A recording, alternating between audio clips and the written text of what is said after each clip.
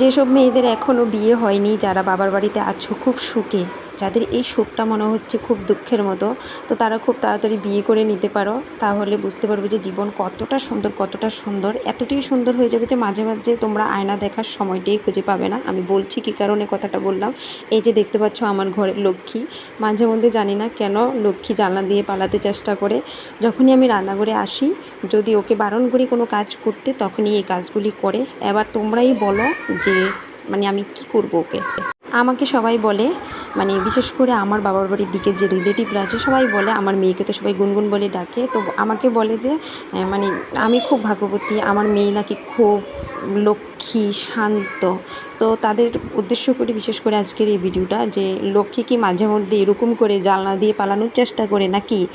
তো লক্ষ্মী যদি এরকমই করে তাহলে ঘরে কিভাবে রান্না করব? আমি যখনই রান্নাঘরে রান্না করতে যাই, তখনই ওই কাজগুলি করে। ও রান্না করবে, বিশেষ করে স্যাটারডে সানডে ও ভীষণ বিরক্তি করে, ভীষণ বিরক্তি করে। আমি যে বললাম যে মাঝে মাঝে আমি ফেসবুক দুনিয়া থেকে হারিয়ে যাই। বিশেষ করে স্যাটারডে সানডে দুদিন আমি একদম ভিডিও আপলোড করার সময় পাই না। এই যে ভিডিওটা আজকে কিন্তু শুরু করেছি সকাল 8টা থেকে, কিন্তু ভিডিওটা একদমই আপলোড করার সময় করতে পারিনি, কারণ আমি স্যাটারডে সানডে এতটাই ব্যস্ত হয়ে পড়ি মেয়েকে নিয়ে। আর ও যেহেতু ঘরে থাকে ভীষণ ডিস্টার্ব করে, ভালো করে আমি রান্নাটুকু করতে পারি না।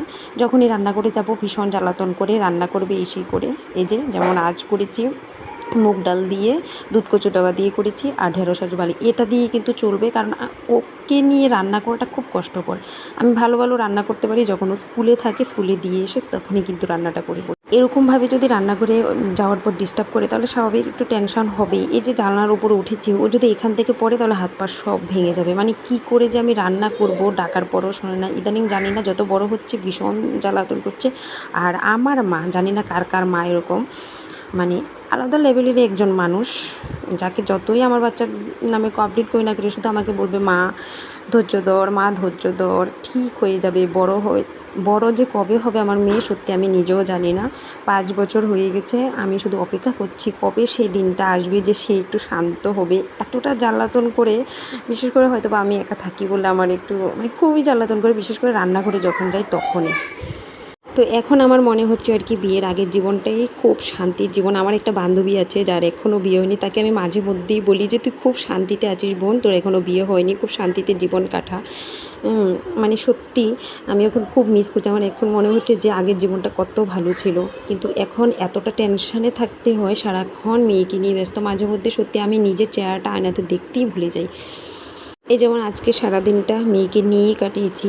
সকালবেলা ড্র ছিল, বিকেলে ডান্সে, তারপর এই যে ভিডিওটা এডিট করব, পোস্ট করব, সেই সময়টাই করতে পারিনি বন্ধুরা। অনেকটা লেট হয়ে গেছে আমার ভিডিওটা আপলোড করতে, জানি এখন অনেকটাই রাত হয়ে গেছে।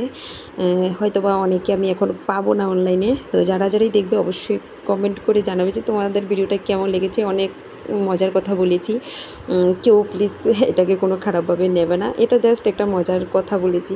আজকের এই ভিডিওটা বানানোর উদ্দেশ্য হলো, এই ভিডিওগুলি করে আমি স্মৃতি হিসাবে রাখতে চাইছি। যখন ও বুঝ হয়ে যাবে, বড় হবে, তখন ওইগুলি ওকে আমি দেখাবো যে ও কী কী দুষ্টামি করেছে।